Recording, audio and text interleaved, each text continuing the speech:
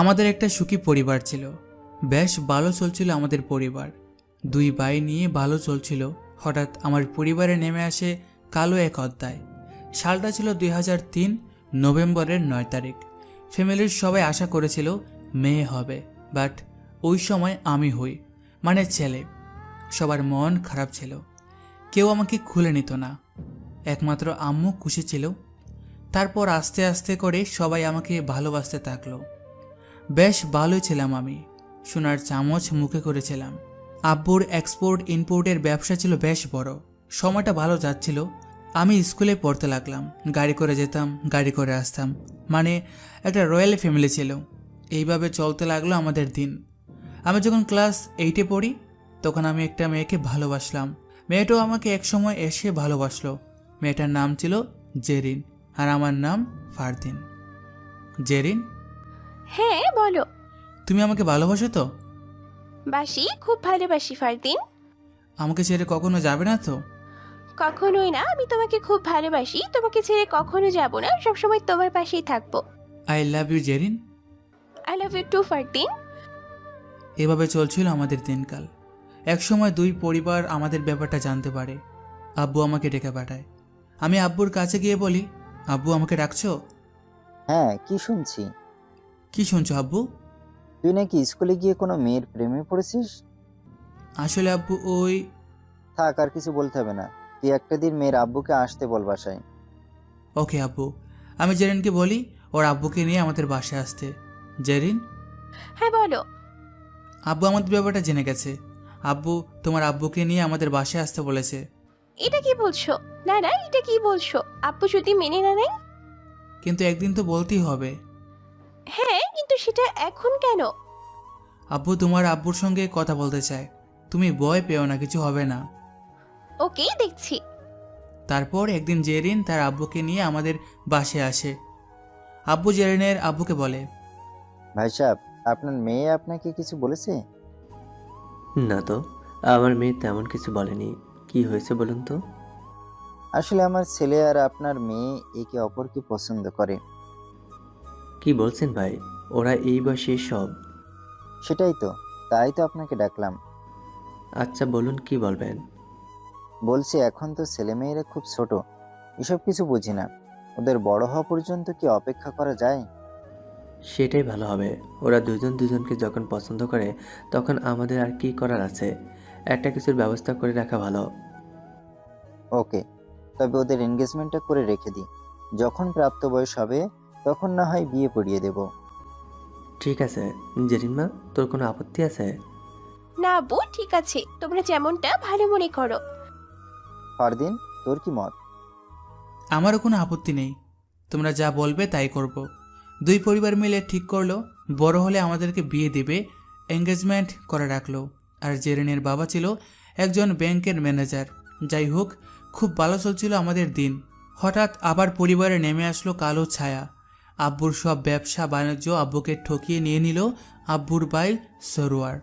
আব্বু তাকে বলল, ভাই, তুই এটা কি করলি? তুই এভাবে আমাকে ঠকাতে পারলি? আমি না তোর ভাইয়া? ভাইয়া, সম্পত্তির কাছে কেউ আপন নয়। তুমি দিন দিন ফুলে ফেপে উঠবে আর আমি চুপচাপ দেখব, সেটা কেমন করে হয়? তুই আমার ভাই বলে তোকে বিশ্বাস করে আমার সঙ্গে রাখলাম, আর তুই আমারই পেছনে ছুরি মারলি। ভাইয়া, টাকার কাছে সবাই স্বার্থপর, আমিও হলাম। আমি কখনোই তোমার উন্নতি মেনে নিতে পারিনি, আর আমি নিজেও কিছু করতে পারিনি। তাই ভাবলাম, কেননা তোমার সম্পত্তিটাই আমার করে নিই। তাই তো উকিলকে বলে নকল পেপার বানিয়ে তোমার হাত দিয়ে সই করিয়ে নিয়েছে। তুই এতটা নিস আমি কখনো ভাবিনি। নিজের ভাই বলে বিশ্বাস করে সব করছি তোর জন্য, আর তুই? আমি টাকা ছাড়া আর কারো আপন নই। তুমি এখন আসতে পারো। জায়গা জমি সব নিয়ে নিল। নেমে আসলো আমাদের পরিবারে কালো ছায়া। হয়ে গেলাম রাস্তার ফকির। চলে আসলাম দেশের বাড়িতে ঝিনাইদহ। আমরা থাকতাম আগে ঢাকাতে, কিন্তু আমি ছিলাম ঢাকাতে। হঠাৎ একদিন দেখি জেরিন অন্য ছেলেকে নিয়ে ঘুরে বেড়াচ্ছে, আমাকে ইগনোর করছে। জেরিন, এসব কি? তুমি অন্য ছেলের হাত ধরে ঘুরছো? হ্যাঁ, কারণ আমি ওকে ভালোবাসি। এসব তুমি কি বলছো? তুমি না আমাকে ভালোবাসতে? বাসতাম, কিন্তু এখন না, এখন আমি একে ভালোবাসি। আমার পায়ের নিচের মাটি সরে গেল। আমি সব সহ্য করে নিলাম। হঠাৎ একদিন জেরিনের বাবা আমাকে তার অফিসে ডাকলো। আমি ভালো মনে গেলাম। সেই দিন ছিল আমার জীবনের সেরা কষ্টের দিন। জেরিনের আব্বু আমাকে ডেকে নিয়ে নানাভাবে অপমান করতে লাগলো। ফারদিন, তুমি আমার মেয়েকে বলে যাও। এটা আপনি কি বলছেন আব্বু? এই ছেলে, তুই আমাকে আব্বু বলবি না। আমি তোর কেউ না, তুই একটা ছোট লোক। তোর সঙ্গে আমি আমার মেয়ের বিয়ে দেব না। তোর মতো একটা ছোট লোকের সঙ্গে আমি আমার মেয়ের বিয়ে কি করে দেব? তুই তো বেকার, তোর বাপ তো রাস্তার ফকির। হ্যাঁ আপু, ঠিক বলেছ। ওর মতো ছোট লোকই বিয়ে করলে আমাকেও রাস্তায় রাস্তায় ভিক্ষে করেই বেড়াতে হবে। জেরিন, এটা তুমি কি বলছো? তুমি তো একদিন আমাকে ভালোবাসতে। ওটা ভালোবাসা নয়, ভালো লাগা ছিল। আর তার থেকেও বড় কথা, তখন তোমরা বড়লোক ছিলে, এখন তো ফকির। আর আমি কোনো ফকিরের বাসায় বউ হতে চাই না। তুই চলে যা। এমনকি জেরিনও আমাকে অপমান করতে ছাড়েনি। তখন মনে হচ্ছিল আমার পায়ের নিচে মাটি নেই। আমি নীরবে কান্না করতে লাগলাম। তারপর অফিস থেকে আমাকে মিথ্যা অপবাদ দিয়ে পুলিশের কাছে দৌড়িয়ে দিল। পুলিশে আমাকে নিয়ে সেই মার মারলো। 2 দিন পরে আব্বু আমাকে জেল থেকে ছাড়ালো। আমি চলে আসলাম বাসায়। অপমানগুলো মনে করলেই আমি মরতে যেতাম, কিন্তু বারবার আবার পিছিয়ে যেতাম। আম্মুর দিকে তাকিয়ে আমাদের এমন অবস্থা হয়েছে, আমরা 2 দিন পানি আর পাউরুটি খেয়েছিলাম। তারপর আব্বু ছোটো কাজ করতে লাগলো আর আমি রুম বন্ধ করে থাকতাম। একসময় আমার বন্ধু আমাকে বাইরে নিয়ে যেতে আসলো। ফারদিন, এভাবে একা একা বাসায় বসে থেকে কি হবে? বাইরে চল। না ভাই, আমার কিছু ভালো লাগছে না। তুই আমাকে বাইরে যেতে বলিস না। দেখ, এভাবে বাসায় থাকলে তো তুই শেষ হয়ে যাবি। তার চেয়ে আমার সঙ্গে চল, ভালো থাকবি, ভালো থাকার ব্যবস্থা করে দেব। তুই সত্যি বলছিস? হ্যাঁ বন্ধু, আমার সাথে একবার চল। আমি তাকে বিশ্বাস করে তার সঙ্গে বাইরে গেলাম। হঠাৎ একদিন আমাকে সিগারেট খাওয়ায়, তারপর গাঁজা মদ মানে যত প্রকার নেশা আছে আমাকে দিয়ে করায়। আমি একটু ভালো থাকার আশায় ওর সব কথা শুনতে লাগলাম। কে জানতো ও আমার লাইফের সঙ্গে কি করতে চাইছে। নেশা করতে করতে আমি একসময় এলাকার টপ নেশাখোর ছেলে হয়ে গেলাম। এই নেশা করা নিয়ে আব্বু আম্মু মানা করতো। এসব তুই কি করছিস বাবা? তুই নিজের জীবনটা কেন এভাবে নষ্ট করছিস? আমি কি আর করব? আমি পাগল হয়ে যাচ্ছি। এখন এসব ছাড়া আমার লাইফে আর কিছু নেই। এতে তো তুই শেষ হয়ে যাবি, তোকে বরবাদ করে দিচ্ছে। আমি অত শত জানি না, আমি এসব না করলে বাঁচতে পারবো না। এসব ভালো না, অন্যভাবেও তো বাঁচা যায়। আমি আব্বু আম্মুর কথা না শুনে তাও নেশা করতাম। হঠাৎ একদিন আব্বু লোন করে আবার ব্যবসা শুরু করে। ব্যবসা আলহামদুলিল্লাহ খুব ভালোই যাচ্ছিল। আমি 2 হাতে টাকা উড়াতাম। এই সব নেশা ছাড়ানোর জন্য আব্বু আমাকে বাইক কিনে দিল। আমি একদিন টাকা চাইলাম, কেউ দেয় নাই। তাই বাইকটা বিক্রি করে নেশা করলাম। আম্মুর সোনার চেন নেকলেস সব চুরি করে বিক্রি করে নেশা করতে লাগলাম। একদিন বাসায় আসলাম রাত 2টা বাজে। দিনটা ছিল 2018 সাল জানুয়ারির 15 তারিখ। বাসায় এসে দেখি বাসায় অনেক লোক বসে আছে। তারা আমাকে ধরে নিয়ে চলে গেল। আসলে তারা ছিল মাদকাসক্ত সেন্টারের লোক। নিয়ে চলে আসলো ঢাকায়। বিশ্বাস করেন, প্রথম 1 মাস আমি বুঝতে পারি নাই যে আমি মাদকাসক্ত সেন্টারে আছি। সব ধরনের নেশা করতে দিত। তারপর থেকে শুরু হলো আমার জীবনের কঠিনতম দিন। কিছু চাইলে মার দিত, হাত পা বেঁধে পানিতে ফেলে দিত, শিকল দিয়ে বেঁধে রাখত। এইভাবে চলতে লাগলো আমার দিন। আস্তে আস্তে ভালো হতে লাগলাম। চলে গেল আমার জীবন থেকে 6টি মাস। ভালো হয়ে বাসায় আসলাম। বাসা থেকে বের হইতাম, কেউ আমার সাথে কথা বলতো না, কেউ চলতো না। সবাই আমাকে নিয়ে নানান কথা বলতো। আর সহ্য হলো না। আমার ইমার্জেন্সি পাসপোর্ট করে 6 লাখ টাকা নিয়ে চলে গেলাম ভারতে। 1 মাস যাওয়ার পর দেখা হলো আমার খালাতো ভাইয়ের সাথে। আরে ফারদিন, তুই এখানে? হ্যাঁ, বাসায় ভালো লাগছিল না, তাই ভাবলাম ইন্ডিয়া থেকে ঘুরে আসি, তাই চলে এলাম। তুই বল, তোর কি খবর? ওই কোনো রকম চলে যাচ্ছে। তা এখন কোথায় আছিস? হোটেলে আছি। আমাকেও তো সঙ্গে রাখবি, এখানে থাকার জায়গা পাচ্ছি না। ওকে চল। বলি হোটেল ভাড়া করেছিলাম 2 জন। একদিন আমাকে জোর করে আবার নেশা করাতে লাগলো। ভাই নে, এটা খা। না ভাই, আমি আর নেশা করবো না। আমি নেশা করে ছেড়ে দিয়েছি। আরে কিচ্ছু হবে না, বেশি না, 1 আটটা খাবি। না রে ভাই, জোর করিস না। তাই বললে হয়? এসব কিছু না, খেয়ে দেখ। বলি ও জোর করে খাওয়াতে লাগলো। আবার খারাপ হতে লাগলাম, কিন্তু এই খারাপটা ছিল অল্প খারাপ। এইভাবে আমার দিন চলছিল। চলে গেল 5 মাস, ভিসা ছিল 3 মাস। আমার মনে নাই আমি যে 5 মাস আসছি। একদিন বাসে আসার সময় বর্ডারে বিএসএফ আমাকে আটক করলো, পাসপোর্ট ছিঁড়ে ফেললো। আমি বললাম আমার ভুল হয়েছে, আমি খেয়াল করি নাই যে আমার 5 মাস হয়ে গেছে। তা ওরা আমাকে ছাড়লো না, নিয়ে গেল জেলে, অনেক মারলো আমাকে। 2 মাস জেল কাটার পরে টাকা খেয়ে আমাকে ছাড়লো। ওই 2 মাস আমাকে ঠিক করে খেতে দিত না, খালি মারতো আর খারাপভাবে টর্চার করতো। বিশ্বাস করেন, আমি যে 6 মাস মাদকাসক্ত সেন্টারে ছিলাম এমন কষ্ট পাই নাই যা ওরা আমাকে দিয়েছে। যাই হোক, পাশে আসার পরে আবারও পড়াশোনা কন্টিনিউ করতে লাগলাম। এসএসসি পাশ করলাম, কলেজে ভর্তি হইলাম। বেশ ভালোই চলছিল আমার দিন। হঠাৎ কলেজে এক মেয়ের সাথে দেখা, বেশ ভালো লাগলো মেয়েটাকে। মেয়েটার নাম ছিল নাদিয়া। আমি তার কাছে গিয়ে বললাম, হাই, আমি ফারদিন, তুমি? আমি নাদিয়া। আপনার কোন ইয়ার? First year. তুমি? আমারও। আচ্ছা, আমরা ভালো বন্ধু হতে পারি? হ্যাঁ, কেন নয়। ওর সঙ্গে বন্ধুত্ব হওয়ার পর আমি একটু একটু করে ওর উপর আসক্ত হলাম, নেশার জগৎ থেকে বেরিয়ে এলাম। একদিন নাদিয়াকে বললাম, নাদিয়া, তোমাকে একটা কথা বলতে চাই। হ্যাঁ, বলো। নাদিয়া, আমি তোমাকে ভালোবাসি। আমিও তোমাকে ভালোবাসি। সত্যি বলছো তো? আমাকে কখনো ছেড়ে যেও না। যাব না, আমি তোমার সঙ্গে থাকতে চাই। একসময় আমাদের মধ্যে প্রেম হলো। আমি সম্পূর্ণভাবে বেরিয়ে আসলাম নেশার জগৎ থেকে। এইভাবে চলছিল আমার দিন। হঠাৎ আব্বুর সাথে ঝামেলা করে বাসা ছাড়লাম। আব্বু আমাকে ত্যায্য পুত্র করলো। চলে গেলাম বাসা ছেড়ে। আমি আর আমার গার্লফ্রেন্ড বিয়ে করলাম কোর্টে গিয়ে। চুরি করে থাকতে লাগলাম একসাথে। আমি পড়াশোনার পাশাপাশি একটা কাজ নিলাম। এই ভালো চলছিল আমাদের জীবন। হাসি ঠাট্টা, রোমান্স, দুষ্টুমি সব চলল। বিয়ের 2 মাস যাওয়ার পরে মেয়ের বাপ মানে নাদিয়ার আব্বু জেনে গেছে আমাদের কথা।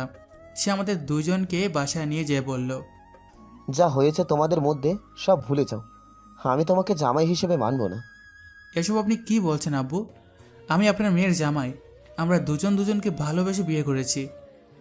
আমি এই বিয়ে মানি না, যা হওয়ার হয়ে গেছে। আমি আর ওই সব নিয়ে ভাবতে চাই না। আমার মেয়ে আমার কাছে থাকবে। তুমি চাল চুলোহীন একটা মানুষ, তোমার কাছে আমার মেয়েকে কি করে দেব? এখন নতুন সংসার, তাই আমার মেয়ে বুঝতে পারছে না অভাব যখন আসবে তখন কিভাবে আমার মেয়ে ভার নেবে। আরও নানাভাবে অপমান করতে লাগলো। আর তার আপু মেয়েকে জিজ্ঞেস করলো, তুই বাপ চাস না জামাই চাস, কোনটা?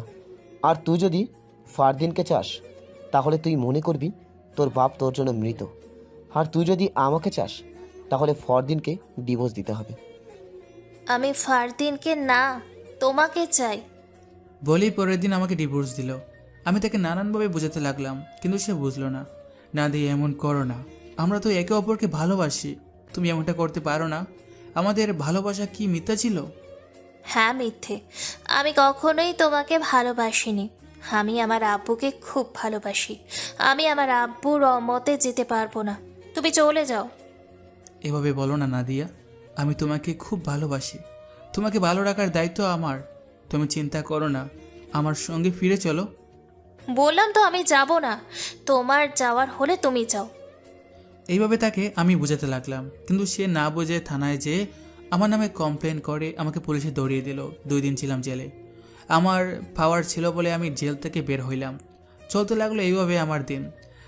এসএসসির এক্সাম দিলাম, বেশ ভালো রেজাল্ট হলো। একদিন আমার রক্ত বমি হয়। আমি তেমন কিছু মনে করি নাই। আস্তে আস্তে রক্ত বমিটা হতে লাগলো, বেশ অনেক দিন। এখন ডাক্তারের কাছে গেলাম, সব কিছু চেক আপ করে ডাক্তার আমাকে বলল, দেখুন আপনার ব্লাড ক্যান্সার হয়েছে। কি বলছেন ডক্টর? Blood cancer? হ্যাঁ, আপনার পুরো শরীর চেক আপ করে এবং রিপোর্ট করে যা দেখতে পেলাম সেটাই বলছি। এখন কি হবে? সেটা তো বলতে পারছি না, তবে চিকিৎসা করান, দেখুন কিছু হয় কি না। তারপর আমি খুব ভেঙে পড়লাম। একটা সময় আমি লোন করে অপারেশন করালাম। সেই দিন আমার সবাই আসছিল, বাট আব্বু বাদে। আমার অপারেশন শেষ করার পরে জ্ঞান ফিরছিল না। আম্মু ডক্টরকে বলল, ডাক্তার সাহেব, আমার ছেলেটার কি অবস্থা? দেখুন অপারেশন সাকসেসফুল, কিন্তু কিন্তু কি ডাক্তার সাহেব? 6 ঘন্টা পর জ্ঞান না ফিরলে বিপদ আছে। কি বিপদ ডাক্তার সাহেব? যদি ওনার 6 ঘন্টা পর জ্ঞান না ফিরে আসে তবে উনি কোমায় চলে যেতে পারে। আমার 6 ঘন্টার মধ্যে জ্ঞান না ফিরলে তাহলে আমি ঘুমায় চলে যাব। আল্লাহ কি রহমত, 3 ঘন্টা পরে আমার জ্ঞান ফিরল। আলহামদুলিল্লাহ, আমি এখন সুস্থ। আমি আমার জীবনে দুইজন মানুষকে কখনো ক্ষমা করব না। এক হলো জেরিন, যে কিনা টাকার পাগল, আর দুই হলো নাদিয়া, যে কিনা বাবার পাগল। হঠাৎ একদিন শুনি নাদিয়ার বিয়ে হয়ে গেছে। একটা আজব বিষয় কি জানেন? যার জন্য আমি আমার পরিবার থেকে দূর হইলাম, সেই নাদিয়া আজ আমাকে ছেড়ে চলে গেল। কি আজব দুনিয়া। আজ 3 বছর হলো আমি আমার পরিবার থেকে দূরে আছি, কারোর সাথে কথা হয় না, শুধুমাত্র আম্মু ছাড়া। এখন আমি খুব ভালো আছি, একটা ছোটোখাটো জব করি আর পাশাপাশি একটা ব্যবসা করি। একদিন আম্মু এসে আমাকে বলল, বাবু একটা কথা বলবো? বলো না আম্মু। আর কতদিন এভাবে থাকবি? এবার একটা বিয়ে কর। আম্মু, তুমি সব জানার পরও এই কথা বলছো? জানি, কিন্তু আমিও তো মা।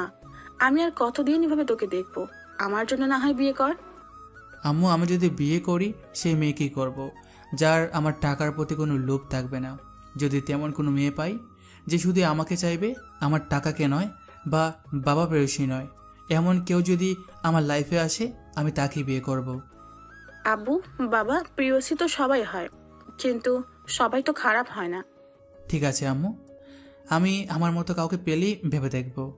আমি যেখানে কাজ করি সেই কাজের জায়গায় একটা ভালো বন্ধু পেয়েছি, নাম শরৎ।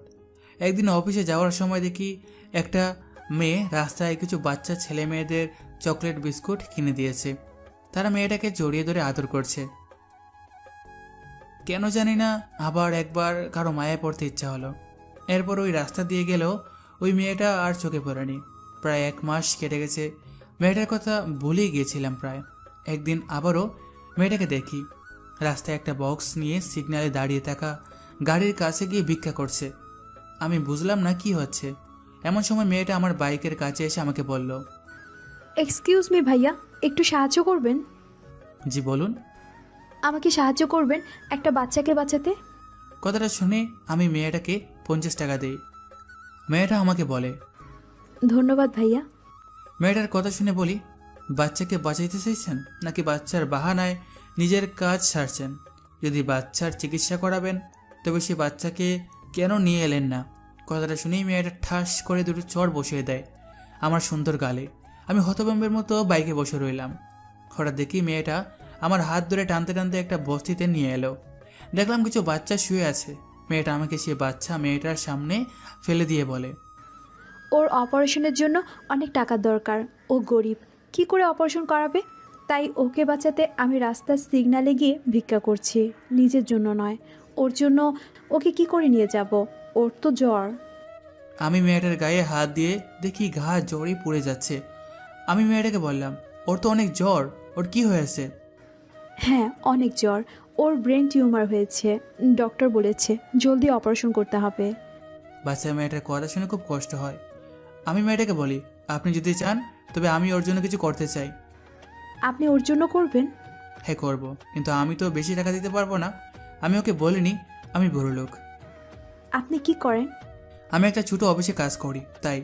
সমস্যা নেই, আমিও একটা অফিসে কাজ করি, আমার মাইনেও বেশি না, তাই তো সিগন্যাল থেকে টাকা তুলছি কিছু কিছু করে। ঠিক আছে, কাল থেকে আমিও তোমার সঙ্গে সিগন্যালে দাঁড়িয়ে টাকা তুলবো ওর জন্য। আচ্ছা, ওর নাম কি? ওর নাম সাবিয়া। আচ্ছা, আরেকটা প্রশ্ন করতে পারি? হ্যাঁ বলুন। কিছু না মনে করলে আপনার নামটা বলবেন? আমার নাম পরি, আর আপনার? আমার নাম শাহিন। আমি নিজের আসল পরিচয় দিলাম না। আচ্ছা, আজ আসছি, কাল সিগন্যালে দেখা হচ্ছে।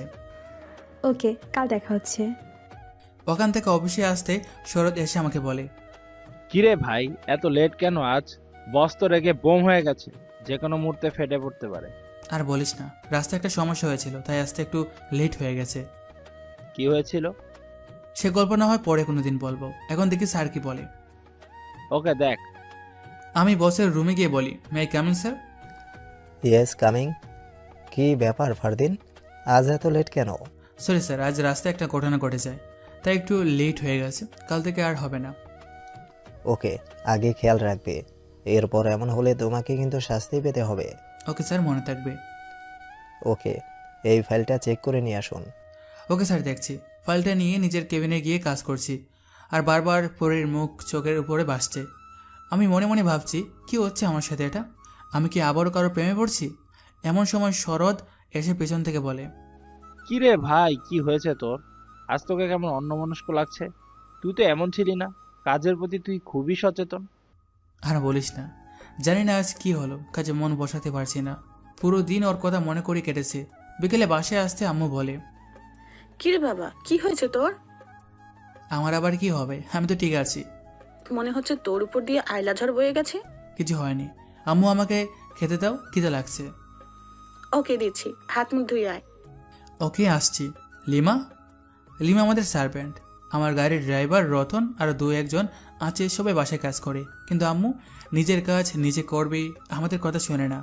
বলে, বাবা ওরা তো মানুষ, ওদেরও তো কষ্ট হয়। আমি জানি আম্মু, ওরা মানুষ, ওদেরও কষ্ট হয়। কিন্তু আম্মু, ওরা কষ্ট যদি না করে ওদের সংসার কি করে চলবে? তো ওরা ওদের কাজ করুক, আরও তো অনেক কাজ আছে, আমার কাজ ওদের করতে হবে না। ব্যাস আর কি। সেদিকে আম্মুর কাজ আম্মু নিজেই করে। লিমা, জি সাহেব। টেবিল রেডি করো, আর দেখবে আম্মু যেন বেশি কাজ না করে। ওকে সাহেব, আমি দেখছি। আপনি ফ্রেশ হয়ে আসুন। ওকে, আসছি। আমি ফ্রেশ হয়ে এসে টেবিলে বসছি। লিমা এসে টেবিল থেকে খাবার নিয়ে আমাকে খেতে দেয়। আম্মুকে বলি, আম্মু তুমি খেয়েছো? কি করে খাবো বাবা, তোকে ছাড়া একা একা খেতে ভালো লাগে না। স্যার, আমি আম্মাকেই খেতে বলি, কিন্তু আম্মা খায় না, বলে আমার ছেলে না খেলে আমি কি করে খাবো। পাগল আম্মু আমার। ঠিক আছে, কাল থেকে সময় মতো খেয়ে নেবে। ওকে, দেখা যাবে। এখন ছেলেটাকে খেতে দাও লিমা। জি আম্মা, দিচ্ছি। আপনিও বসুন। হ্যাঁ বসছি। আর হ্যাঁ বাবু, তোর অফিস কাল ছুটি নিতে পারবি? কেন আম্মা, স্যার ছুটি নেবে কেন? হ্যাঁ আম্মু, কি হয়েছে? আজকাল শরীরটা ভালো লাগছে না, তাই একটু ডক্টরের কাছে যেতে চাইছিলাম। আচ্ছা আম্মু, আমি দেখছি কি করা যায়। পরের দিন অবশ্যই ফোন করে ছুটি মঞ্জুর করি। সকাল সকাল সিগন্যালে যাই। পরীর সঙ্গে দেখা। পুরি আমাকে দেখে বলে, আরে আপনি এসে গেছেন, এই নিন বক্স। আচ্ছা শুনুন না। হ্যাঁ বলুন। আজ আমি আধা ঘন্টা থাকি। আধা ঘন্টা কেন? আপনি না বললেন 1 ঘন্টা দিবেন? বলেছিলাম, বাট আম্মুকে নিয়ে আজ একটু হাসপাতালে যেতে হবে, তাই। ও আচ্ছা, তাহলে ব্যাপার নয়। থ্যাঙ্কস। আরে থ্যাঙ্কস বলছেন কেন? ওটা তো আমার বলা দরকার। আচ্ছা ঠিক আছে, কাউকে থ্যাঙ্কস বলতে হবে না, কারণ আমরা দুজন তো সাবের জন্যই করছি। ঠিক বলেছেন। ওকে, আপনি ওই দিকটায় যান। ওকে, আমি বক্স নিয়ে সিগন্যালে দাঁড়িয়ে সবার কাছে টাকা আদায় করছি। এমন সময় দেখি আমার নিজের অফিসের এক এমপ্লয়ের সাদিক আসছে। তাকে দেখে আমি হাতের ইশারায় বলি আমার কাছে আসতে না। দেখলাম সাদিক আমার থেকে ঘুরে পড়ে থেকে গেল। আমি অবাক হয়ে আড়ালে গেলাম। আড়ালে গিয়ে কথা শুনলাম। কথা শুনে আমি অবাক। সাদিক পরীর কাছে গিয়ে বলে, পরি, তুই এখানে কি করছিস? আজকাল তুই টাইমে অফিসে যাচ্ছিস না। আমাদের বসের কানে কথাটা গেলে কি হবে ভেবে দেখেছিস? সরি সাজিদ, আমি আসলে একটা প্রবলেমে আছি, তাই সময় মতো অফিস যেতে পারছি না। তুই এখানে দাড়ি বক্স হাতে নিয়ে কি করছিস? যে অফিসে যাওয়াটা জরুরি মনে করছিস না? একটা বাচ্চা মেয়ের জন্য, ওর চিকিৎসার জন্য অনেক টাকার প্রয়োজন। তাই বলে তুই এইসব করবি? তুই এখন যা, আমি একটু পর অফিসে যাচ্ছি। সাদিক চলে আসে। আমি কথাগুলো শুনে অবাক হয়ে ভাবি, এর মানে পরি আমার অফিসে কাজ করে? ওকে কখনো ওখানে দেখেনি তো। ও কোন ডিপার্টমেন্টে আছে আমাকে জানতে হবে। এই ভেবে সাদিকের সিগন্যাল থেকে একটু দূরে গিয়ে বলি, সাদিক এদিকে এসো। জি স্যার, বলুন। তুমি ওই মেয়েটাকে চেনো? কেন বলুন তো স্যার? যেটা জানতে চাইছি সেটার উত্তর দাও, আমাকে ঘুরে প্রশ্ন করবে না। সরি স্যার, ও আসলে আমাদের অফিসেই কাজ করে, আর ওর বাসা থেকে আমার বাসা কাছে, তাই ওকে এখানে দেখে নিয়ে এলাম। কিন্তু স্যার, আপনি এখানে কেন? সেটা তুমি পরে জানবে। তার আগে বলো, তুমি ওর সম্বন্ধে কি কি জানো? ও আমার অফিসে কবে থেকে কাজ করছে, আর কোন ডিপার্টমেন্টে কাজ করে? স্যার, ওর নাম পরি। ওর বাসায় ওর আব্বু আর একটা আপু। আপুর বিয়ে হয়ে গেছে, এখন ও আর ওর আব্বু থাকে। আর ওর আব্বুর খুব বড় অসুখ, অপারেশন করাতে হবে, তাই ও একটা বাইরের মেয়ের জন্য ভাবছে। আচ্ছা বুঝলাম, ঠিক আছে যাও, আর ওকে এসব ব্যাপারে কিছু বলবে না। Okay sir. এখন অফিসে যাও। আর হ্যাঁ, কাজ কেমন চলছে? কোনো সমস্যা হয়নি তো? না স্যার। ওকে, মোমেনকে একবার ফাইলগুলো নিয়ে আমার বাসায় আসতে বলবে। ওকে স্যার, তাই হবে। সাদিক চলে যায়। আমি ভাবতে থাকি, মেয়েটা সত্যি অন্যরকম। ও যদি সত্যি অন্যরকম হয় তাহলে একই আমি আমার জীবনে নিয়ে আসব। আমি কাজ করিয়ে পরীকে বলি, আজ তাহলে আসছি, পরে দেখা হচ্ছে। ওকে, আপনি আসুন। আমি চলে এলাম। আমার পরীক্ষা ভালো লাগছে, কিন্তু ওকে একটা পরীক্ষা করতে চাই। ও কেমন সেটা জানার পর না হয় ওকে প্রপোজ করব। এইসব ভাবতে ভাবতে বাসায় এলাম। আমাকে দেখে আম্মু বলে, আব্বু কোন ভাবনায় ডুবে আছিস? আম্মু, আমার মনে হচ্ছে তোমার বৌমা পেয়ে গেছি। তাই নাকি? তাহলে একদিন মেয়েটাকে বাসায় নিয়ে আয়। নিয়ে আসবো আম্মু, তবে একটা সমস্যা আছে। আগে আমি মেয়েটাকে পরীক্ষা করব, যদি ও পরীক্ষায় সফল হয় তবেই ওকে আমার কাছে নিয়ে আসবো। একটা কথা বলবো আব্বু? বলো আম্মু। তুই যা করবি কর, কিন্তু খেয়াল রাখিস মেয়েটা যেন তোর জন্য কষ্ট না পায়। চেষ্টা করবো আম্মু। আচ্ছা, এখন ডাক্তারের কাছে যাবি তো? হ্যাঁ যাব। আম্মুকে ডাক্তার দেখে বাসায় নিয়ে এলাম। ফ্রেশ হয়ে শরৎকে কল করি। শরৎ কল রিসিভ করে বলে, হ্যাঁ ভাই বল। তুই কোথায়? একটা কাজে আছি, কেন বলতো? অফিসের কাছে। হ্যাঁ, একটু আগেই বেরিয়েছি, এবার অফিসে ফিরবো। আচ্ছা, কাজ করে আমাকে কল করিস। ওকে, রাখছি এখন। ফোন করে কিছু খেয়ে আড্ডা দিতে বেরিয়ে পড়ি। ওদিকে পুরী অফিসে যেতে আর এক ফ্রেন্ড জান্নাত বলে, আজকাল তুই কি করিস বলতো? অফিস আসতে চাস না সময় মতো? তোর সাবির কথা মনে আছে? ওই রাস্তার মেয়েটা? হ্যাঁ, ওর শরীরটা এখন আরও খারাপের দিকে যাচ্ছে, তাই ভাবছি ওর অপারেশন করাবো। তুই কত টাকা কোথায় পাবি? অ্যারেঞ্জ করছি। তুই একা ওর অপারেশনের টাকা কিভাবে অ্যারেঞ্জ করবি? আমি একা না, আমাকে একজন ভালো মনের মানুষ হেল্প করেছে। আচ্ছা, তাই নাকি? হ্যাঁ, উনিও সামান্য মাইনের চাকরি করেন, কিন্তু সাবির কথা ভেবে উনিও আমার সঙ্গে কাজ করেছে। জানিস, ওনাকে না আমার একটু একটু ভালো লাগে। একটু একটু নাকি অনেকটা? অনেকটা। দুদিন যায়, অনেকটা টাকা জমা হয়েছে। সাবির অবস্থাও খারাপের দিকে যাচ্ছে, তাই আমি পরীকে বলি, পরি সাবিকে হাসপাতালে ভর্তি করে দাও। ঠিক বলেছো তুমি, না হলে পরে বড় কোনো বিপদ হতে পারে। আমরা সাবিকে হাসপাতালে ভর্তি করিয়ে দিই। ডাক্তারের কাছে গিয়ে বলি, ডাক্তারবাবু ওর কি অবস্থা? ও ঠিক হয়ে যাবে তো? দেখুন, পেশেন্টের অবস্থা খুব একটা ভালো না, জলদি অপারেশন করাতে হবে। ঠিক আছে ডাক্তারবাবু, আপনি অপারেশনের ব্যবস্থা করুন। আপনার ফি জমা করলে কাজ শুরু করে দেব। ওকে ডাক্তারবাবু, করে দেব। আমি একটা কথা ভাবলাম, এটাই সঠিক সময় ওকে পরীক্ষা করার, তাই আমি ওকে প্রপোজ করার সিদ্ধান্ত নেই। দুদিন যায়, সাবি একটু সুস্থ আছে। আমি পরীকে বলি, পরি আমার তোমাকে কিছু বলার আছে। হ্যাঁ বলুন, কি বলবেন? পরি, আমি তোমাকে খুব ভালোবাসি। আপনি সত্যি বলছেন নাকি মজা করছেন? মজা নয় পরি, আমি সত্যি তোমাকে খুব ভালোবাসি। তুমিও কি আমাকে ভালোবাসতে পারবে? আমিও তোমাকে ভালোবাসি শাহিন। সত্যি পরি? হ্যাঁ শাহিন। এভাবেই কয়েকদিন কেটে যায়। আমি শরৎকে বলি, বা একটা হেল্প করবি? বল, কি করতে হবে? তোর জন্য আমি সব করতে পারি। ভাই, আমি একজনকে খুব ভালোবাসি। আমি ওকে পরীক্ষা করতে চাই, ও কেমন। মানে? আমি ঠিক বুঝলাম না। ব্যাপারটা হচ্ছে, ও বড় লোকদের দেখে ওর রিয়াকশন কি হয়। ওকে কোনো বড় লোক ছেলে প্রপোজ করলে তার প্রপোজাল অ্যাকসেপ্ট করে কিনা সেটা দেখতে চাই। বুঝলাম, এতে আমি কি করব? বড়লোক হয়ে তুই ওর সামনে যাবি, ওর সঙ্গে বন্ধুত্ব গড়ে তুলবি, তারপর প্রেমের প্রপোজাল করবি। ও তোর প্রপোজাল অ্যাকসেপ্ট করে কিনা এটাই দেখার। এটা কি ঠিক হবে? এটুকু রিস্ক তো আমাকে নিতে হবে শরৎ, কারণ আমি আর কোনো জেরিন বা না দিয়ে চাই না। পরেও যদি ওদের মতো হয়, তবে আমি আর কোনো মেয়েকে বিশ্বাস করব না। ওকে ভাই, তোর জন্য এটা না হয় করব। তুই একদিন আমার জন্য যা করেছিলি তার তুলনায় এত তেমন কিছুই না। থ্যাঙ্কস ভাই। তুই কখনো আমাকে থ্যাঙ্কস বলবি না। ঠিক আছে, চল কাজে লেগে পড়। ও হ্যাঁ, মেয়েটাকে চিনব কি করে? আমি চিনিয়ে দেব। আমি শরৎকে পরীকে দূর থেকে দেখিয়ে দিই, ওই মেয়েটাকে দেখছিস, ওই পরি। আমি ওকে আমার জীবন সাথী করতে চাই। এখন বাকিটা তোর হাতে। ঠিক আছে, চিন্তা করিস না, আমি আছি তোর পাশে। ওর সব তোকে বলবো। ওকে। শরৎকে দিয়ে সাব্বির অপারেশনের বাকি টাকা পাঠায়। শরৎ টাকা জমা দেওয়ার সময় পুরি বলে, কে আপনি, আর ওর জন্য আপনি কথা দিচ্ছেন কেন? শরৎ স্বাভাবিকভাবেই পুরীকে বলে, কোনো কিছুর ভয় না পেয়ে পরিষ্কারভাবেই বলে, আমি শারদ আহুজা। আমার একটা ট্রাস্টি আছে, আমি পথ শিশুদের পাশে থাকি। এই পথ শিশুর কথা শুনেই ওর চিকিৎসার ভার আমি নিয়েছি। সত্যি বলছেন আপনি? আপনি ওর চিকিৎসার জন্য টাকা দিবেন? হ্যাঁ দেব, আপনার কোনো সমস্যা নেই তো?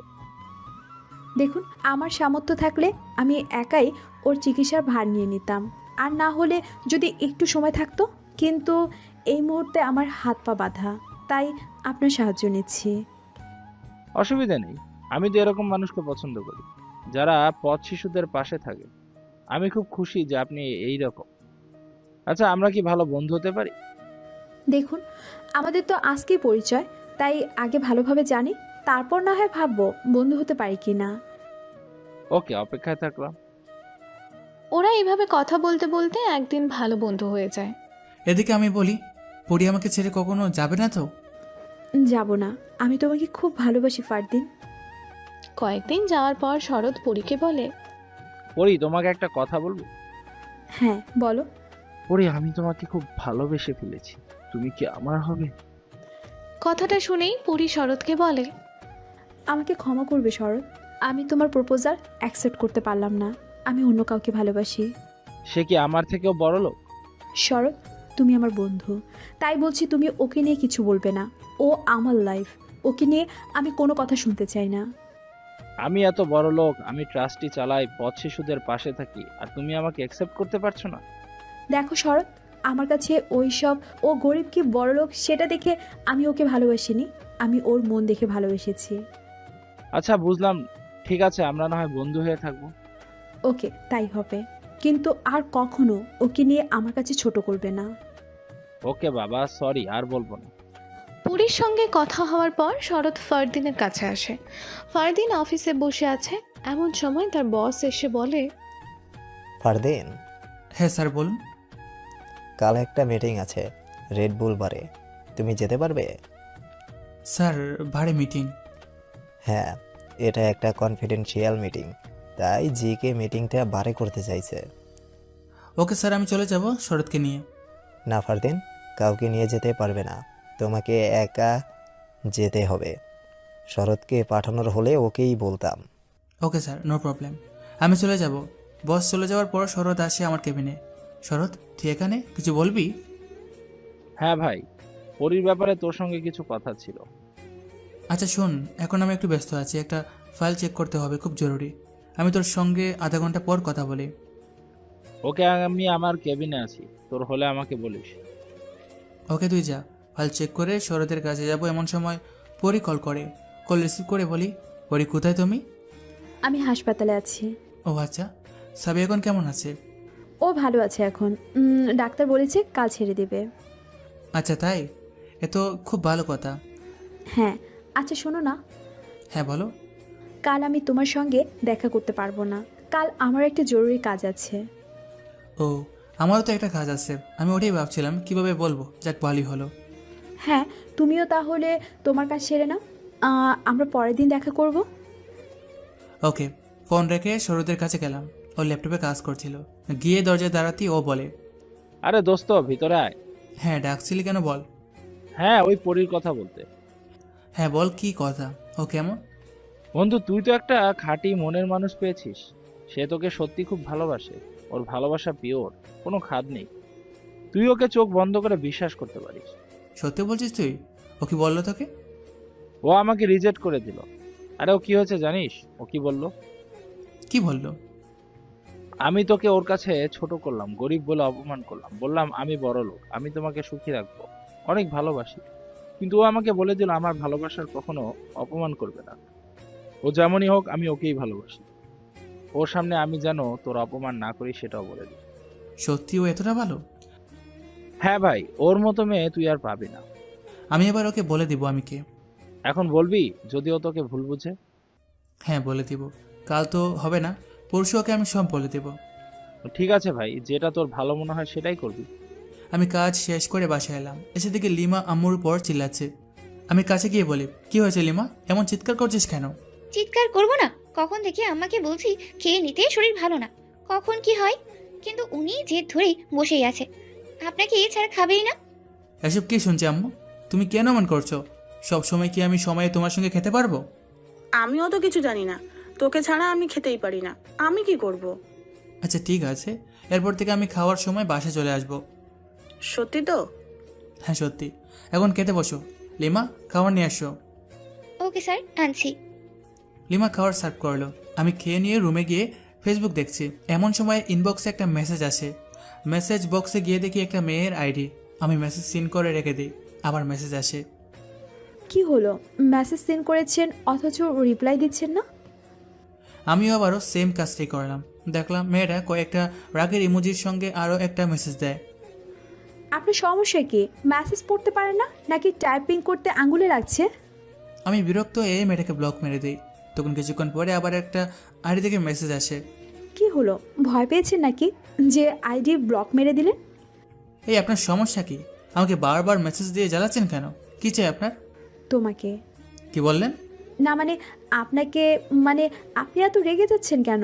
আসলে আমি আপনার সঙ্গে একটু কথা বলতে চাই। আমার আপনার সঙ্গে কোনো কথা নেই। আমি আবার আপনাকে ব্লক করলাম। এই না, ব্লক করবেন না। আসলে আমি আপনাকে খুব ভালোবাসি তাই। চুপ। আর একটা বাজে কথা বললে ফোনের ভিতরে ঢুকে মারবো, বেয়াদব মেয়ে। আরে এত রাখছেন কেন? আপনি কি ভালোবাসে বিশ্বাস করেন না? করি করি বলেই আমি একজনকে খুব ভালোবাসি। আমি তাকে ছাড়া আর কাউকে ভালোবাসতে চাই না। সে আমার লাইফ। তাই আপনি ফালতু মেসেজ দিয়ে আমাকে ডিস্টার্ব করবেন না। হয়ে যান, রাগ করেছো কেন? আবার আপনি আমাকে উল্টাপাল্টা নামে ডাকছেন। মেসেজ দেওয়ার সঙ্গে সঙ্গে মেয়েটার আইডি থেকে ফোন আসে মেসেঞ্জারে। আমি কিছুক্ষণ ওয়েট করে কলটা রিসিভ করতে অবাক। পরে বলে ওঠে, হয়ে যান, রাগ করেছো কেন? সরি জান, একটু মজা করছিলাম। পরি তুমি? সরি জান, একটু মজা করছিলাম। আসলে একা একা কিছু ভালো লাগছিল না, তাই ভাবলাম কিছু একটা করি। আর তাই তুমি আমার সঙ্গে এরকম মজা করলে? সরি জান। কি করছো জান? এই তো খেয়ে রুমে এলাম। তুমি কি করছো? আব্বুর জন্য খাবার তৈরি করছি। আচ্ছা, আব্বুকে খাইয়ে জলদি ঘুমিয়ে যাবে। আর কারোর সঙ্গে আবার মজা করো না। পাগল নাকি তুমি? আমার তো একজনই মানুষ আছে যার সঙ্গে আমি সব করতে পারি। আই লাভ ইউ জান। লাভ ইউ টু পরি। ফোন রেখে ঘুমিয়ে যাই। ওদিকে পরি তার বন্ধু জান্নাতকে বলে, দেখলি তো, ওর মতো মানুষই হয় না। ও শুধুই আমাকে ভালোবাসে। তোর কথা শুনে ওকে পরীক্ষা করতে গিয়ে দেখলি কি হচ্ছিল। সরি, আমি বুঝতে পারিনি, কিন্তু সত্যি দুলাভাই খুব ভালো।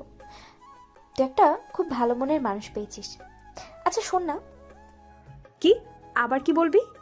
আরে রাগ করিস না, একটা কথা জানতে চাই। কি কথা? কয়েকদিন আগে তোর সঙ্গে একটা ছেলেকে দেখেছিলাম। ছেলেটা কে রে? ওর নাম শরৎ, আমার ফ্রেন্ড। কেন, কি হয়েছে? ওই হ্যান্ডসাম তোর বন্ধু? সত্যি বলছিস? কেন রে, পছন্দ নাকি? প্রেম করবি? ওর মতো হ্যান্ডসাম ছেলে, রিচ ফ্যামিলি, সে কি আর আমাদের মতো মেয়েকে পছন্দ করবে?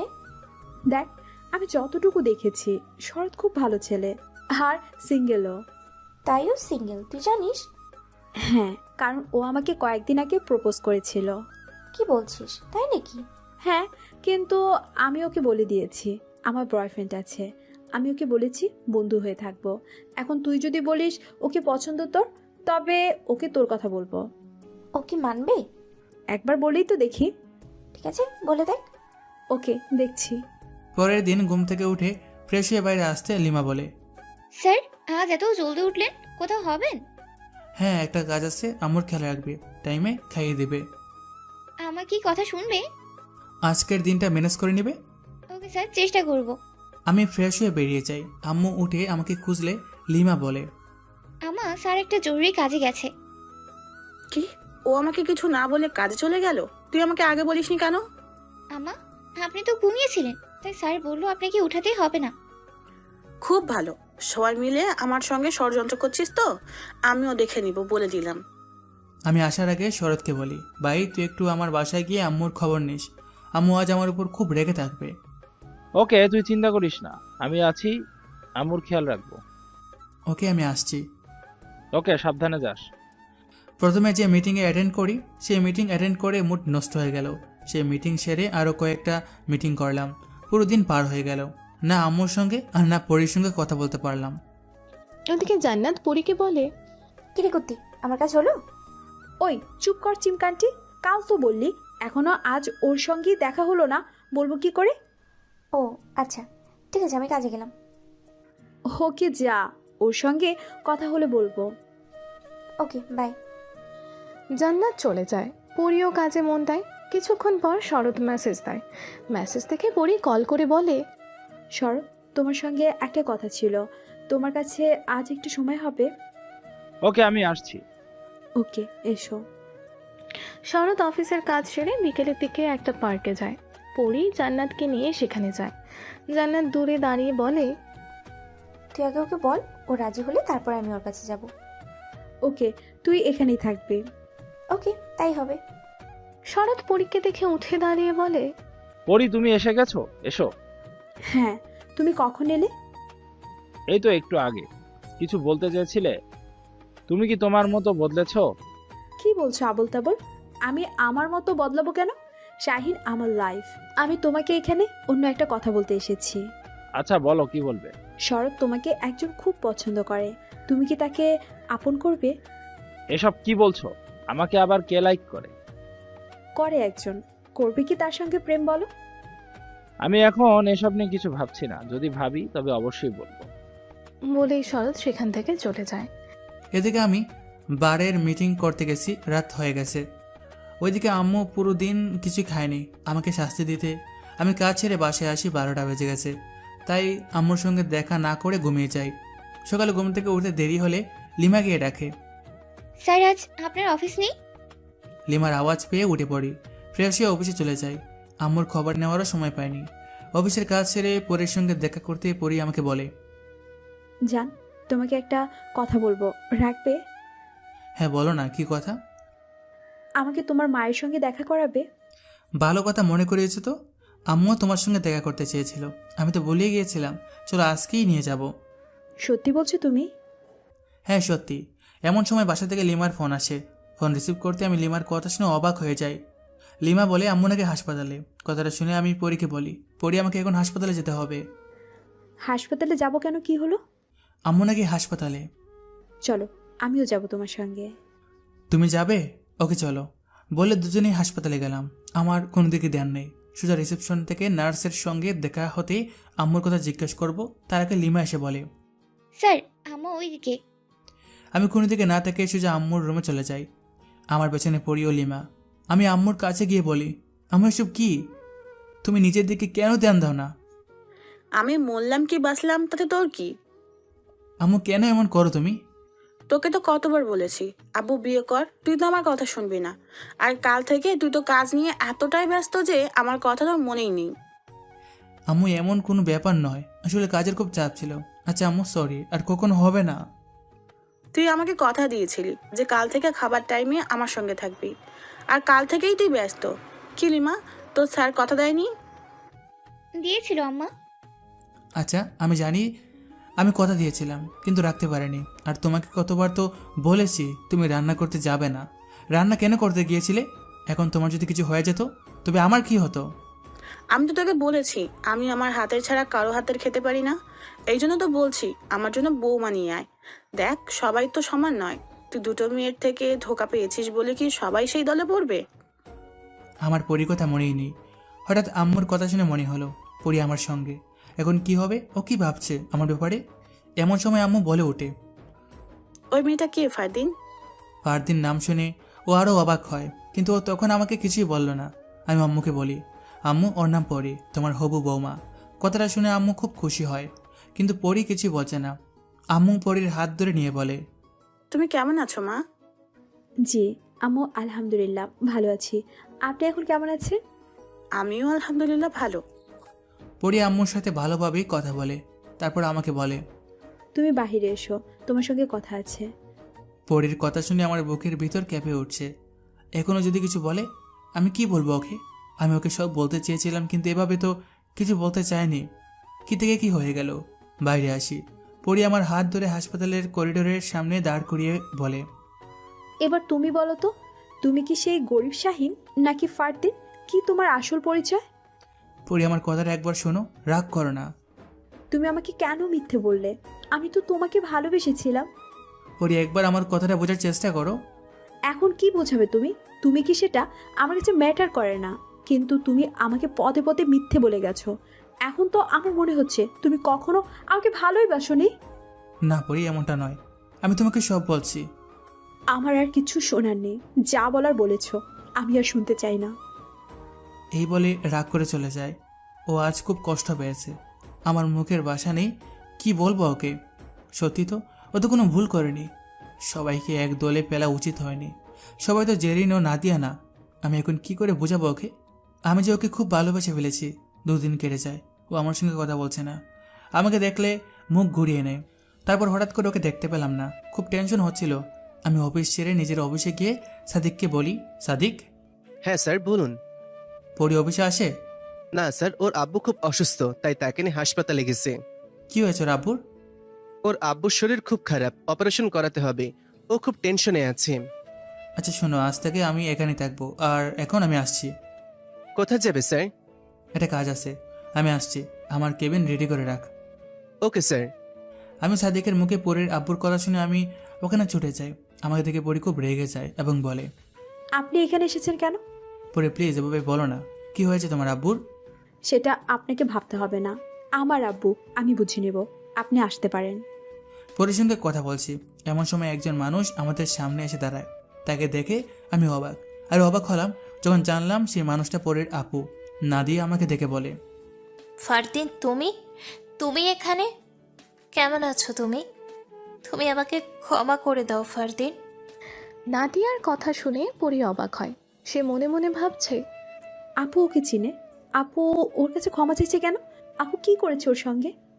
পরির ভাবনায় ছেদ দিয়ে নাদিয়া আবারও বলে ওঠে, ফারদিন, সেই দিন আব্বুর কথা শুনে তোমাকে ডিভোর্স দেওয়া আমার উচিত হয়নি। আমি বুঝতে পারিনি তোমাকে কষ্ট দেওয়ার আসলে এভাবে আমাকে পেতে হবে। নাদিয়ার কথাগুলো শুনে পরি শকড। আমি নাদিয়ার কোনো কথার জবাব না দিয়ে বাইরে চলে এলাম। পরি আমার কাছে এসে আবারও আমাকে ভুল বুঝে বলে, ছি, আপনি এত নীচ! আপনি আর কত মিথ্যে কথা বলেছেন আমাকে। আপনি আগে বিয়ে করেছেন, সেটাও লুকিয়ে গেছেন। এরপরও বলেন আপনি নাকি আমাকে ভালোবাসেন।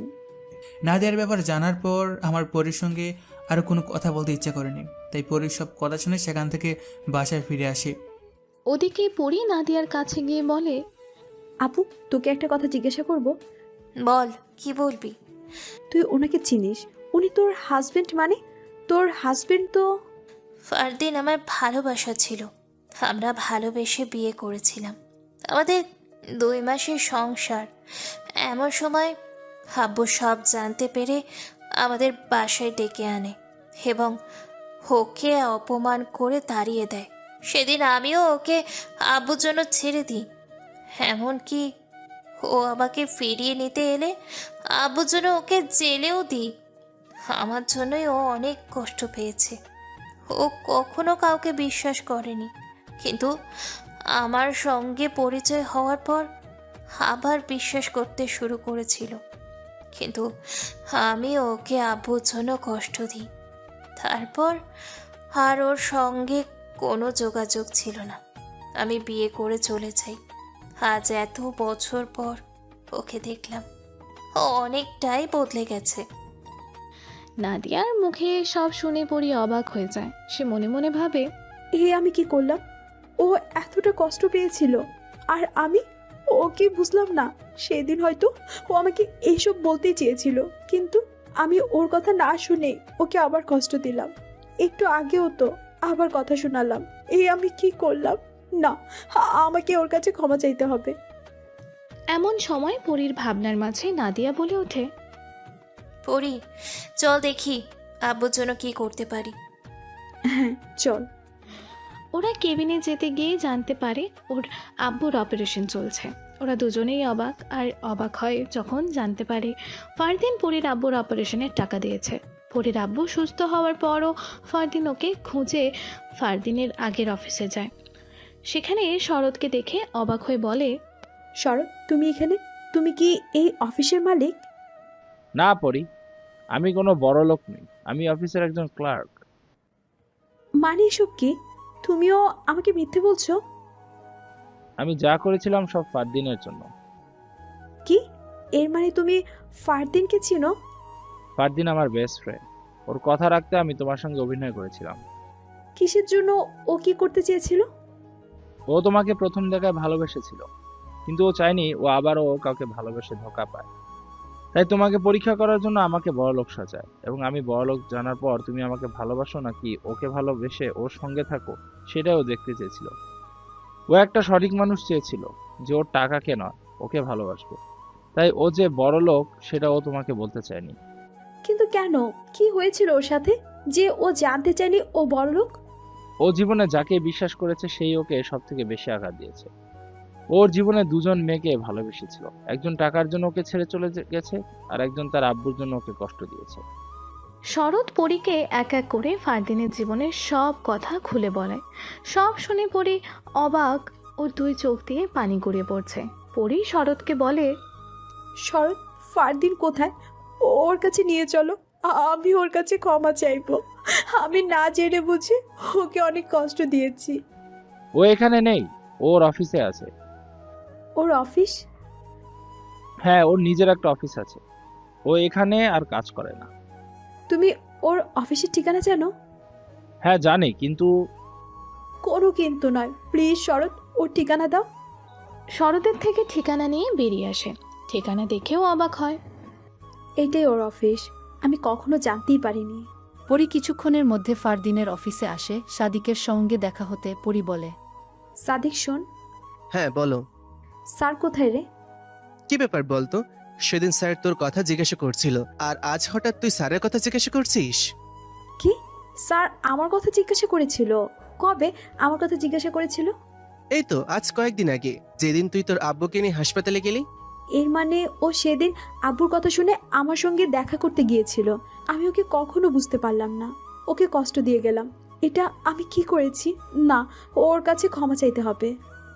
পরী কথাগুলো ভেবে সাদিকের থেকে আর কেবিনটা জেনে সোজা ফারদিনের কেবিনে এসে ফারদিনের পায়ের কাছে বসে ফারদিনের হাত ধরে বলে, জান, সরি, আমি তোমাকে বুঝতে পারিনি। না জেনে না বুঝে তোমাকে অনেক কষ্ট দিয়েছি। আমি কখনো ভাবিনি তুমি কেন এমন করছো, কিন্তু আজ সব জানার পর আমি বুঝতে পারছি তুমি কেন এমন করেছিলে। আমার আপনার কোনো কথা শোনার প্রয়োজন নেই, আপনি আসতে পারেন। আমি যদি জানতাম আপনি নাদিয়ার বোন, তবে কখনোই আপনার সঙ্গে আমার লাইফ জড়াতাম না। আজ যখন সব জানলাম, তখন আর কোনো ইচ্ছা নেই আপনার সঙ্গে সম্পর্ক রাখার। ভালোই হয়েছে আপনি নিজে থেকে আমার লাইফ থেকে চলে গেছেন। প্লিজ জান, এভাবে বলো না। I am sorry. না না, আপনি সরি বলবেন না, সরি আমি বলছি। আমার ভুল হয়ে গেছে যে আমি আপনার জীবনে এসেছিলাম। আমার আপনার সঙ্গে আর কোনো কথা নেই, আপনি আসতে পারেন। পরি আমার কথাগুলো শুনে কষ্ট পেল, আমার কিছু করার নেই। আমি চাই না আবারও ওর আব্বুর জন্য কষ্ট পাক। আমাকে ভালোবেসে তার থেকে ভালো আমার কথার আঘাতে ও নিজেকে সরিয়ে নিক। এমন সময় শরৎ এলো। শরৎ এসে বলল, কিরে ভাই, তুই এখানে বসে কষ্ট পাচ্ছিস? ওইদিকে পরি কান্না করতে করতে এখান থেকে চলে গেল। কি বলেছিস তুই ওকে? তুই জানিস ওকে? কে ও? ও নাদিয়ার বোন। তোর এক্স ওয়াইফের বোন? হ্যাঁ, এখন ও যদি ওর আব্বুর কথা শুনে আবার আমাকে ছেড়ে যায়, তাই ও ছেড়ে যাওয়ার আগে আমি ওকে আমার জীবন থেকে সরিয়ে দিলাম। তুই এটা ঠিক করিসনি ভাই। জানিস, পরি তোর জীবনের সব কথা শুনে তোর কাছে এসেছিল তোকে আপন করে নিতে, আর তুই তাকে ভুল বুঝে ভাবে সরিয়ে দিলি। এই জন্য কি ও ব্রিজের দিকে যাচ্ছে? শরৎের মুখে ব্রিজের কথা শুনে বুকটা কেঁপে ওঠে। ব্রিজ মানে? ও ওদিকে যাবে কেন? জানি না, আমি দেখলাম পরি ওদিকেই যাচ্ছে। শরৎের কাছ থেকে কথাটা শুনে অবাক হলাম। আমি এক ছুটে বেরিয়ে পড়ি। ওদিকেই নাদিয়ার আব্বুর জ্ঞান ফিরে আসতেই নাদিয়াকে দেখে বলে, নাদিয়া মা, তুই এখানে? পরি কোথায়? ও কোথায় গেল? আব্বু জানো আজ হাসপাতালে কে এসেছিল? কে তোমার চিকিৎসার ব্যবস্থা করেছে? কে করেছে? কে এসেছিল? ফারদিন। ফারদিন এসেছিল। কি বলছিস মা? জামাই বাবা এসেছিল? তুই ওকে কিছু বলেছিস? বলেছিলাম আব্বু, কিন্তু ও আমার কোনো কথার উত্তর দেয়নি। কয়েকদিন পর একটু সুস্থ হয়ে নাদিয়ার আব্বু ও নাদিয়া ফারদিনের ঠিকানা জোগাড় করে ফারদিনের অফিসে আসে। নাদিয়ার আব্বু বলে, ফারদিন বাবা, তুমি আমাকে ক্ষমা করো। সেদিন আমি তোমাকে চিনতে ভুল করেছিলাম। তোমাকে আমার মেয়ের থেকে দূরে করে ভালো করিনি, তাই তার শাস্তি আমি পেয়েছি, আর আমার মেয়েও পেয়েছে। আজ আমরা আমাদের ভুল বুঝতে পেরেছি বাবা, আমাদের ক্ষমা করে দাও বাবা। আঙ্কেল, আমি পুরনো কথা ভুলে গেছি। আবার ওসব কথা বলে আমাকে আগের জায়গায় নিয়ে যাবেন না। আর আপনার ক্ষমা চাওয়ার কোনো দরকার নেই। যা হওয়ার ছিল তা হয়ে গেছে, এখন এসব কথা বলে লাভ কি? তাহলে বাবা, তুমি আমার মেয়েটাকে ফিরিয়ে নাও, ওকে আমি তোমার হাতে দিতে চাই। সরি আঙ্কেল, মাফ করবেন। আমি পারবো না আপনার এই কথা রাখতে। হ্যাঁ, একদিন ওকে ভালোবেসে ওর সঙ্গে থাকতে চেয়েছিলাম, কিন্তু আপনি বা আপনার মেয়ে সেটা চাননি। তাই তো বিনা অপরাধে আমাকে জেলে যেতে হয়েছিল। আর তাছাড়া এখন আমার জীবনে অন্য কেউ আছে যাকে আমি আমার থেকেও বেশি ভালোবাসি, কিন্তু আজ তাকেও কাছে পেলাম না, শুধুমাত্র আপনাদের জন্য। মানে কি আমাদের জন্য তাকে পেলে না? মানে কারণ সেও যে আপনাদের ফ্যামিলির একজন, তাকে ভালোবাসতে গেলে তো আবারও সেই কষ্ট পেতে হবে। আমাদের ফ্যামিলির একজন মানে কি? মানে সে আর কেউ না, সে আপনার ছোট বোন পরি। আমি ওকে পাগলের মতো ভালোবাসি, আর আমি জানি সেও আমাকে খুব ভালোবাসে, কিন্তু আপনাদের জন্য তাকে আমি ফিরিয়ে দিয়েছি। এর মানে তুমিই সে যার জন্য আমার বোন সুসাইড করতে চেয়েছিল? সুইসাইড করতে চেয়েছিল মানে কি? ও না সেদিন ব্রিজ থেকে ঝাঁপ দিয়েছিল? না, ও ঝাঁপ দিতে চেয়েছিল, কিন্তু সাদিক দেখতে পেয়ে ওকে বাঁচিয়ে নিয়ে আসে। তারপর থেকে বোন নিজেকে ঘরবন্দি করে রেখেছে, আমাদের সঙ্গে ঠিক করে কথাও বলে না। এর মানে ও বেঁচে আছে? হ্যাঁ, আমি জানতাম না ও তোমাকে ভালোবাসে। যদি জানতাম তবে আমি কখনো তোমার লাইফে ফেরার কথা ভাবতাম না। আমাকে ক্ষমা করো, আর প্লিজ আমার বোন কি কাছে টেনে নাও। নাদিয়ার কথা শুনে আর এক মুহূর্ত না দাঁড়িয়ে ওর বাসায় যায়। নাদিয়া বলে, ওর রুম দোতলায়, সিঁড়ি দিয়ে উঠে বামে প্রথম রুম। ওর রুমের সামনে গিয়ে ওর নাম ধরে ডাক দিলাম। ও আমার গলার আওয়াজ পেয়ে দরজা খুলে বলে, ফারদিন, তুমি এখানে? তুমি সত্যি এখানে নাকি আমি স্বপ্ন দেখছি? এটা স্বপ্ন নয় পরি, আমি সত্যি তোমার কাছে এসেছি। পরি, তুমি আমাকে ক্ষমা করে দাও। আমি তোমার ভালোবাসা বুঝতে পারিনি, তোমাকে অনেক কষ্ট দিয়েছি, আমি অপমান করেছি। তুমি আবার আমাকে ছেড়ে চলে যাবে না তো? না পরি, আর কখনো এই ভুল করবো না। আমি আমার মিষ্টি সোনার দিব্যি করে বলছি। কে মিষ্টি সোনা শুনি? আরে আমার পাগলি, রাগ করছো কেন? তুমি আমার মিষ্টি সোনা, কারণ তোমার নাম তো পরি, তাই ভালোবাসে পরি বলে তো ডাকতে পারবো না, তাই মিষ্টি সোনাটা আমার ভালোবাসার নাম। আই লাভ ইউ সোনা।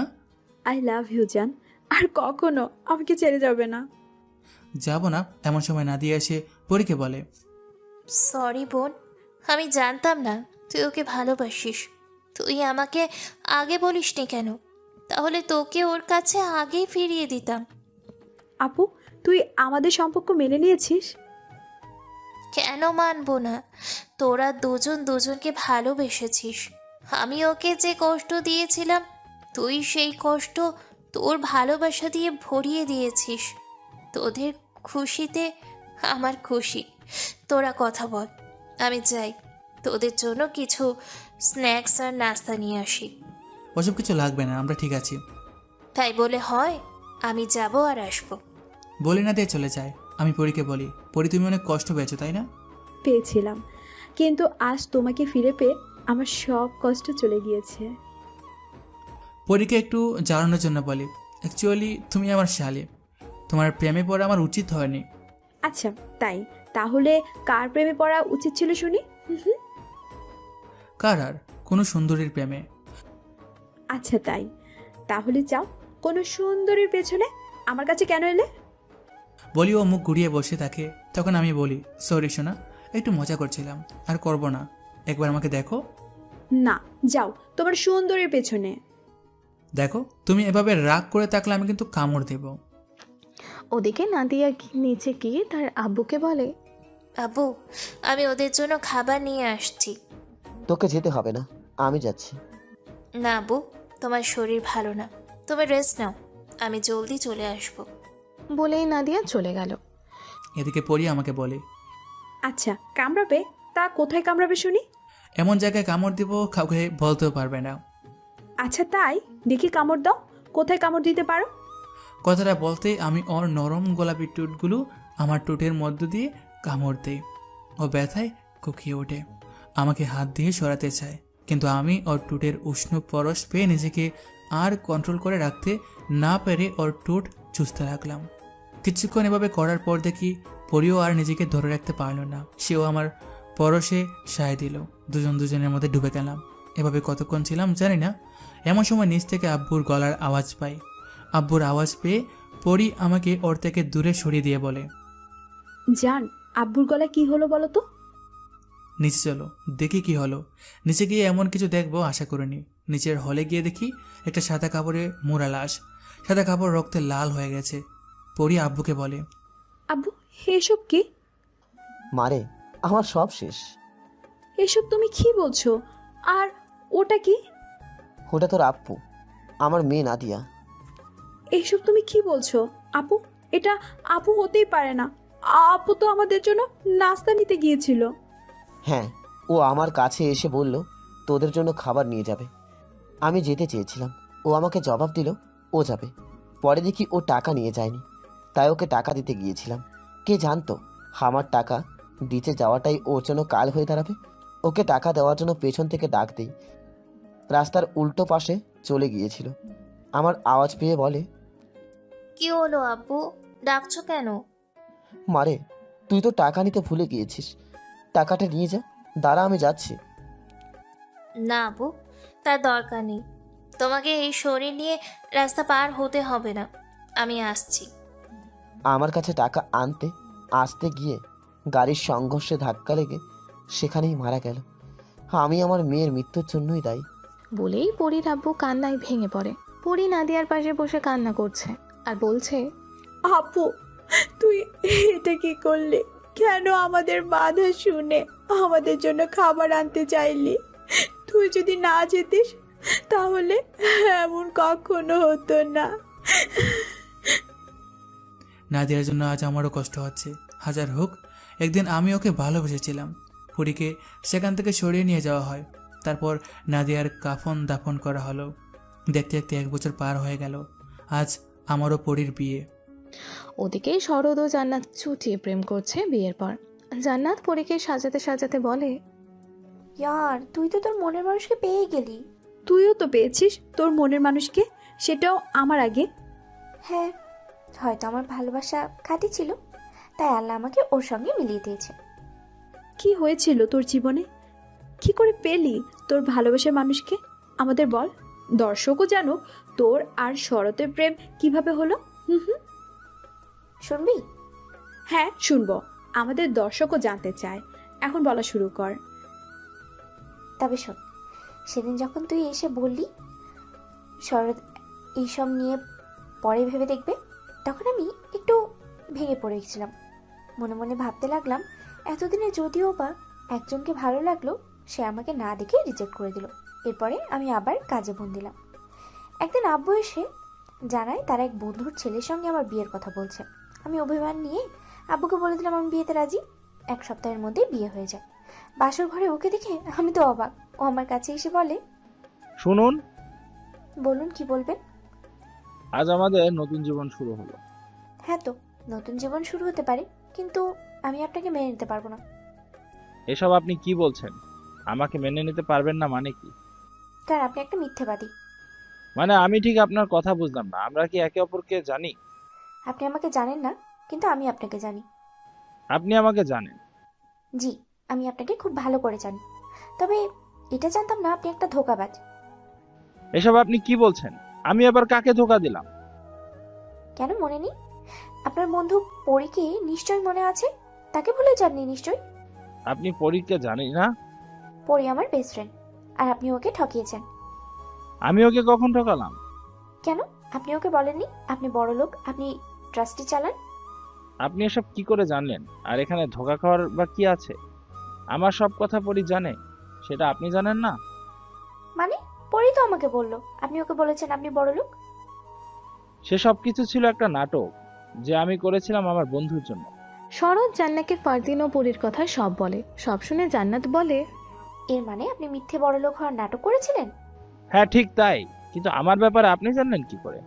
কারণ আমি আপনাকে আমার বান্ধবীর সাথে দেখেছিলাম, আর আপনাকে দেখে আমার ভালো লাগে, তাই আমি পরীকে দিয়ে আমার মনের কথা বলতেছিলাম। পরী যখন আপনাকে বলল আপনি তাকে রিজেক্ট করে দিলেন, তখন আমার খুব কষ্ট হয়েছিল। ও, এর জন্য এখন আপনি আমাকে মেনে নিতে পারছেন না কারণ আমি গরিব, তাই? না, সেটা কারণ নয়। তাহলে আজ আমি গরিব জানার পর আমাকে মেনে নিতে পারছেন না কেন? যদি আপনার গরিব বড় লোকের সমস্যা নেই তো এসব মানতে চাইছেন না কেন? কেন মানবো? আপনি তো সেদিন আমার ভালোবাসা অ্যাকসেপ্ট করেননি। এর মানে সেদিন পরী আপনার কথাই আমাকে বলতে গিয়েছিল? হ্যাঁ, আর সেদিন আপনি আমাকে না দেখে রিজেক্ট করে দিলেন।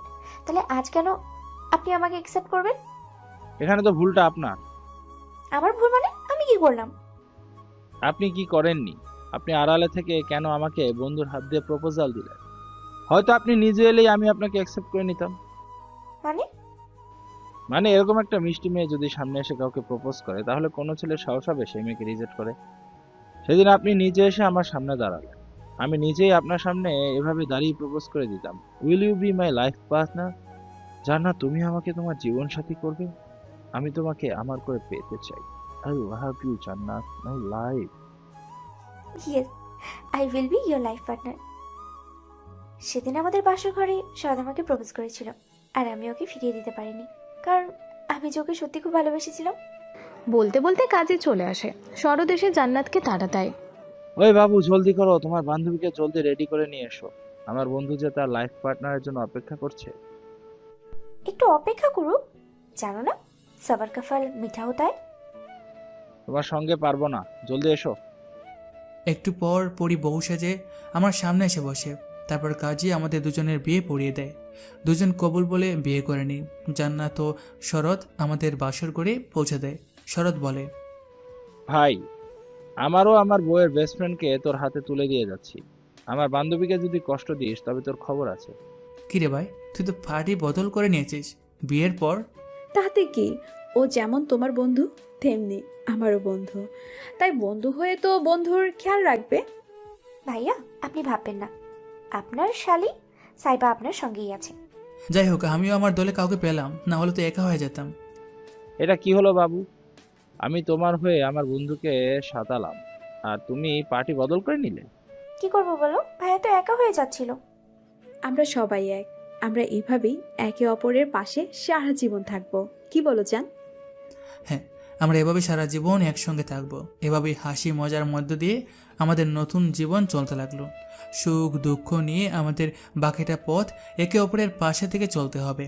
আপনারা দোয়া করবেন যেন প্রতিটা সম্পর্ক এভাবে বিশ্বাস ও ভালোবাসা নিয়ে একে অপরের পাশে থাকতে পারে।